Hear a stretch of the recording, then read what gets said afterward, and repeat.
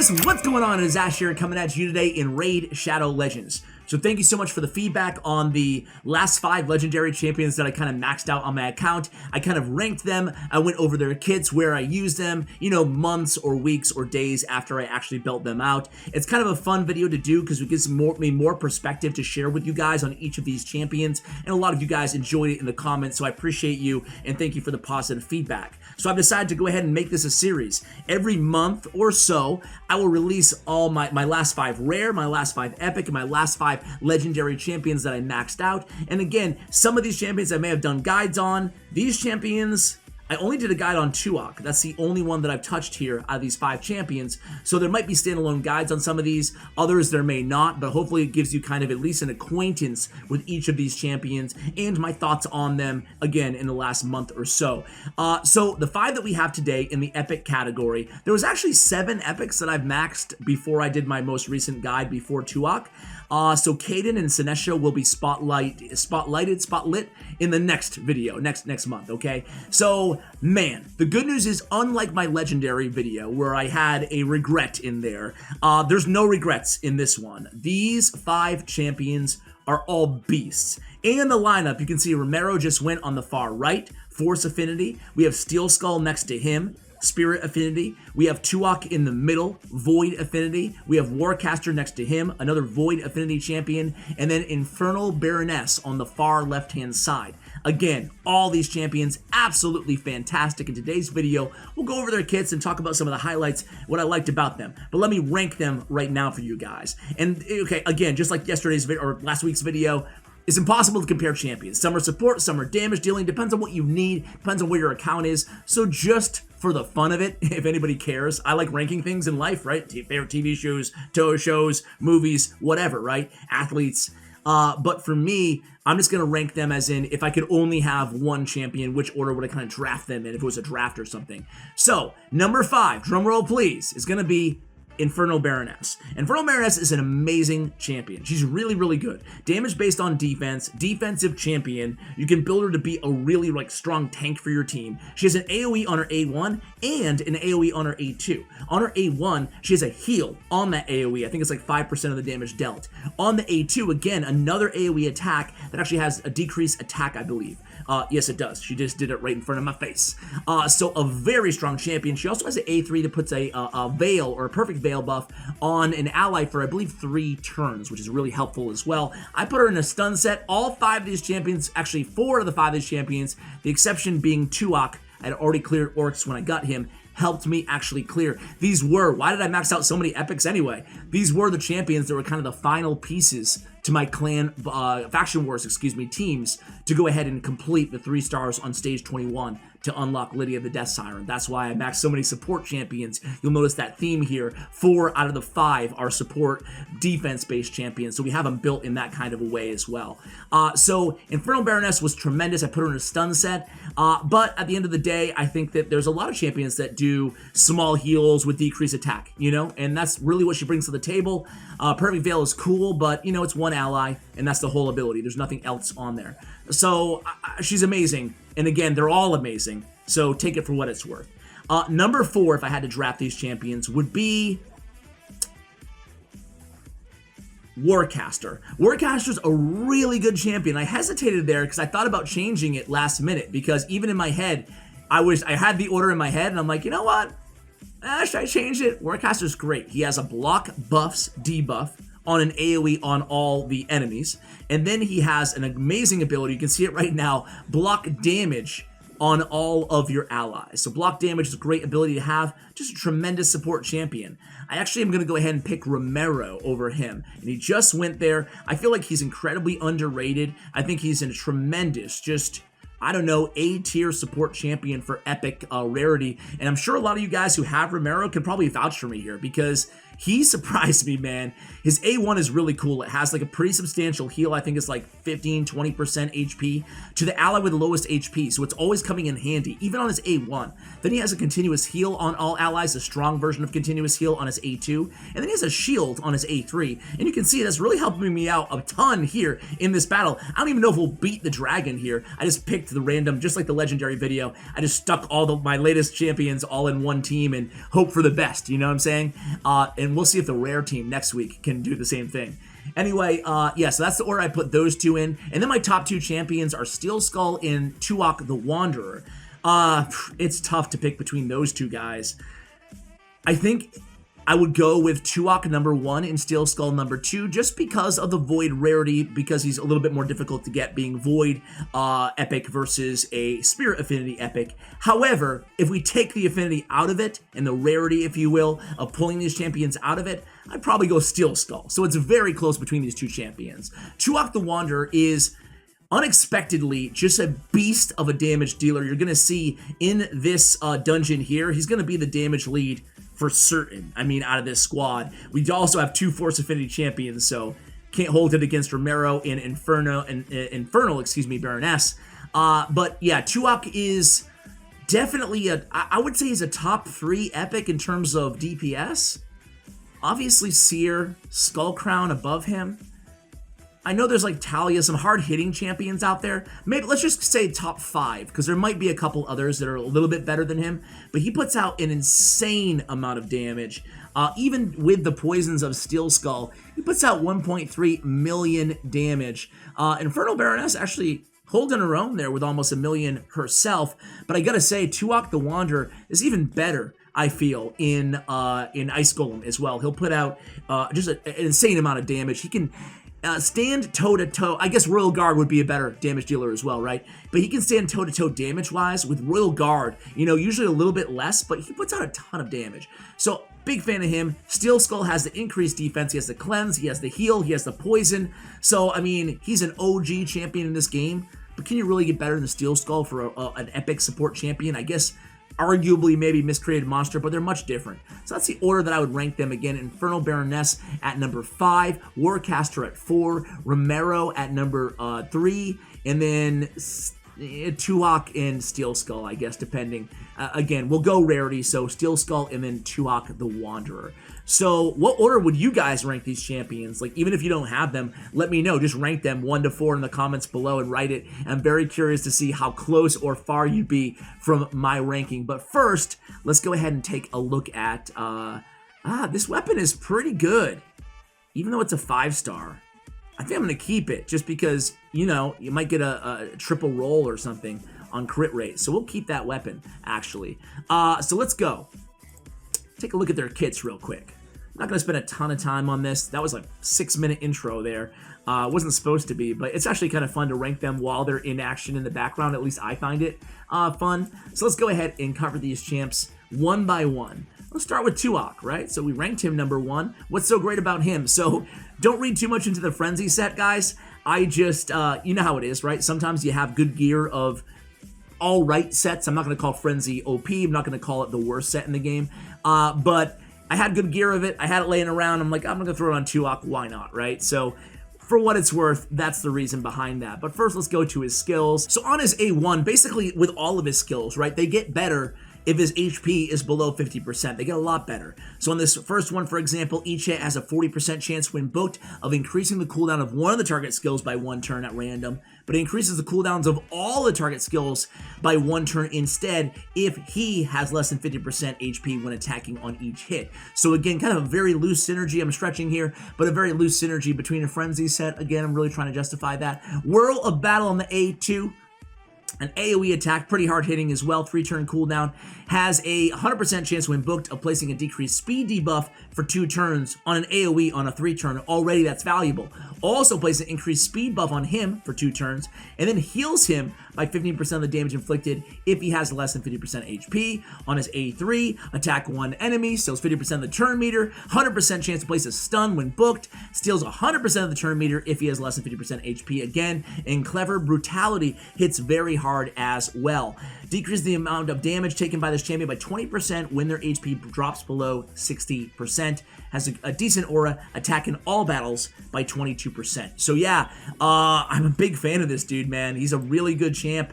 I do have Warcaster on him. I have Master Hexer as well for the decreased speed. Pretty standard build, but I'll tell you what, man.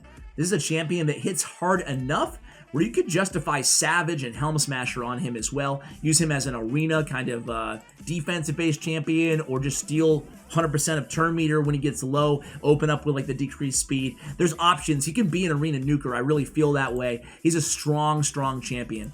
Obviously, his main use, I would say, is Dungeons, where he has a 2-hitter on his A1, turn meter steal for Fire Knight on his A3, and just really solid. Again, no bad affinity matchup with this champion. So, I don't know. What do you guys feel? How do you feel about Tuhak? I don't have any great gear on him. But I just feel like he is a super solid champion. Just to review real quick, though, I do have crit rate on the gauntlets here. I have, it looks like attack percentage. Sorry, a little laggy here. Rendering in the background. Attack percentage. I'm trying to multitask. And then I have speed on the boots. And then I went probably just with some defense. Again, I do have him built out in a little bit more to add a little bit of meat to the old bones here. But you could just make him an all-out nuker. Certainly would make him an all-out nuker if you were going to use him for the arena. I do have accuracy banner on him as well. So again, going to the next champion here on our list, it's going to be Warcaster. Well, actually, let's go in order, how I ranked them. So let's go to Steelskull first. Steelskull, man, tremendous champion, right?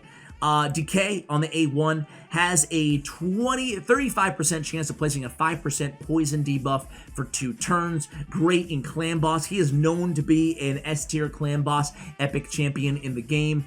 Really solid, right? Has poison on the A1. Put him with a Skull Crusher, Valkyrie, or Martyr, and you're looking even better with the counterattack, landing that poison consistently. Removes all debuffs from a target ally, then heals them by 40% on the cleansing spell. I told you the cleanse and the very strong heal, 40% on the A2. And then A3, protection, 4-turn cooldown, increased defense, all allies, and then the AoE heal by 20% of their HP, max HP as well. Very great champion. Allied defense and faction crypts. Of course, I did run him as my aura lead in faction crypts, and helped me get by Skinwalker 21. So I have Warcaster on this champion. Obviously want some more damage out of him. I also have him built out with 100% crit rate, and then I have lasting gifts and Master Hexer on the support tree. In terms of artifacts on my Steelskull, I went with HP, crit rate, and speed. And again, not god tier gear by any stretch of the imagination. Just trying to build him out to be sustainable. A little bit of speed on this dude. His accuracy needs to be high to land those poisons, so 210 is serviceable by him, and a 95% crit rate, low crit damage, but of course I exchanged a little bit for some defense and HP on this champion. So that's Steelskull, really solid champion. You can't go wrong with Steelskull. A great support champion, right? Great for Fire Knight as well, cleansing your allies, a lot of heals, a strong AoE heal, the increased defense, basically everything you need in a champion, a support champion in Steelskull. So now let's go to Romero. I talked a big game about this dude. Sacred Order helped me out quite a bit in the faction crypts again. Just curious. He does have high reviews in game, so the reviews are actually spot on, surprisingly, for once on this champion. Attacks one enemy, has a continuous heal buff on an ally with the lowest HP for 1 turn on the A1. Again, it wasn't the heal, continuous heal. Either way, it's a solid ability. Has a 15% continuous heal on all allies for 2 turns, and then steals 1 buff from a random enemy. Why not? Just add that in there. It's a very random ability to add to the continuous heal. And then he has Divine Benefaction. Places a shield buff on all allies equal to 25% of their max HP for 2 turns. Places an increased defense buff on this champion for 2 turns as well. Stalwart Partner, he only has access to when Juliana is on the same team. And I actually don't have a Juliana built, so I have not been able to test that, but it attacks all enemies 3 times. I wonder what the multipliers are like on that. My gut would say all right, but certainly nothing crazy. Otherwise, we'd see probably more of them run together. Let me know if I'm I'm wrong, guys. Warmaster again on this champion. That's how he's doing most of his damage, off of the Warmaster procs. And then again, lasting gifts. Basically, the traditional kind of healer tree on this champion on the support side. Support pretty much mandatory for Romero. In terms of artifacts on this dude, again, went with total stats. You can see here, just a ton of defense on this champion. I'm really not looking for a lot of damage out of Romero, so didn't even worry too much about having a high crit rate on this champion. No need for accuracy at all on him. You could argue, you could probably build him with a little bit more resist as well. And then, of course, a bunch of defense on 4874. So that's basically how you build him. A pretty easy champion to build, considering you don't need to worry too much about damage and crit rate. His damage is based off defense anyway. And yeah, that's about it, right? No accuracy as well. So pretty easy to use. Speed, defense, and or speed, HP, and defense on the 3 kind of middle category. And then I went with defense, and more defense on the accessories. So that's Romero. Again, I think he's a fantastic champion. I actually went out of order. My bad. Not an Ithwi blood twin. Why am I up here? I should have done Warcaster next, because Romero is actually my number 3, but again, they were very, very close. So, Warcaster, did I say master? Warcaster attacks one enemy, has a 50% chance of stealing 2 random buffs from the target. It's actually, it doesn't sound like much, but at least me, it's very satisfying when you steal 2 buffs from an enemy, especially when you can kind of handpick who you attack, who has the best buffs. You get a 50-50 shot at stealing 2 of them. On the A2, nothing crazy, but it's a nice little addition to have on his kit. And he's a pain to go against for that very reason in Faction Wars. So Sealing Strike, again, if I can click on it, it would be fantastic. Alright, here we go. Sealing Strike attacks all enemies, has a 75% chance of placing a block buffs debuff for 2 turns. That's a 2-turn block buffs on a 3-turn cooldown. He helps out a ton against Valkyries in Faction Wars, or against basically anybody who is strong. I'm sure there's going to be a ton of them, a ton of opportunities to get use out of the Sealing Strike ability in Doom Tower when it's released. And this is why, another reason why I max these champions is I'm kind of thinking ahead. Doom Tower, it's going to be difficult. It's going to need a lot of good support, block buffs type champions, niche abilities like block buffs for 2 turns on a 3-turn cooldown. There's not a ton of champions that are non-legendary that have that ability. So then Invincible Aura, it kind of adds even more utility to his kit, obviously, with a block damage for 1 turn every 4 turns. A really nice support ability to have on his kit, and then he has kind of a crappy aura. On this champion, in terms of masteries, again, I went Warmaster just right down the left-hand side, and then we went with Retribution and Cycle of Revenge on the defense tree, starting out with kind of a tough skin, just adding more defense to this champion. You want him to be very durable.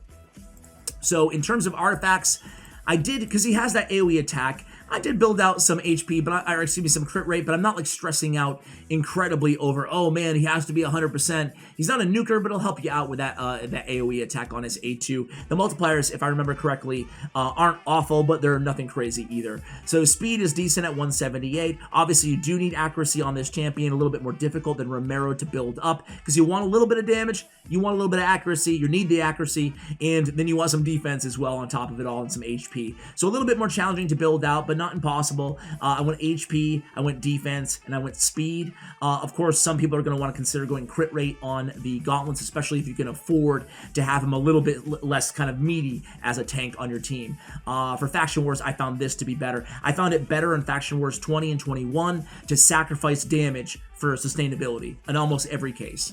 So defense, crit damage, and HP. So I was able to sneak in a crit damage amulet on him, had a 20 accuracy, so that's probably the reason that I did it. Otherwise, I'd just go with more HP or defense. And then banner, 6,100 on a 6-star HP banner. That's a lot of value, guys. That's a lot of value. I always try to get by with an HP banner, especially for more difficult content, if I can on champions, if I can get that accuracy from other artifacts. So anyway, that's Warcaster. And then the same thing in the arena, for example. For non-debuffers, I'm always going attack on the banner, unless it's a defensive team, obviously. So last but not least, it is Infernal Baroness. So Infernal Baroness, guys, on the AoE, attacks all enemies, heals, excuse me, I said in the AoE and I was wrong. Heals the ally with the lowest HP by 5% of the damage inflicted. The good news is, It's an AoE attack, so the damage is all right. Decent multipliers for a defense-based champion, but nothing crazy. And then heals the ally with lowest HP is nice, but I thought it was an AoE heal, kind of like Bad Elves, but I was wrong there. I thought all allies were healed, I should say. So Clinging Dark, AoE attack, but not only the lowest ally HP.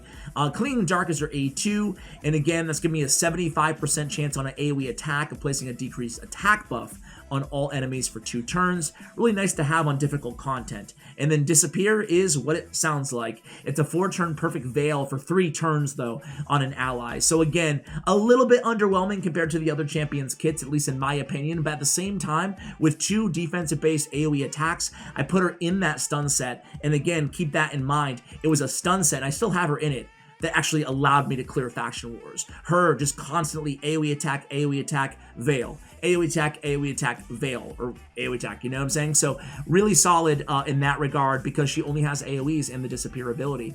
I went with, interesting that I went with Flawless Execution on this champion. That was a mistake. Don't make the same mistakes I make. I think that I went for the crit damage because she has 2 AoEs. I don't know if I would even go with a tier 6 mastery on this champion. I think I'd rather have her, you know, maybe just give her the Eagle Eye instead. I think if I could redo, which I can, I think just in my experience with her, you know, having that extra 20% crit damage, she's not doing crazy. Actually, she put out 800,000 damage, didn't she? 900,000 on Dragon. Sorry, guys. This is a little, like, outside the norm of the content, but I'm kind of, like, talking it out in my head. What would you guys go with? Let me know.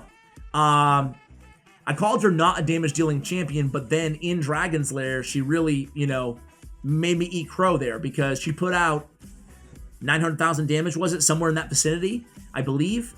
And that was against a magic affinity as a force champion.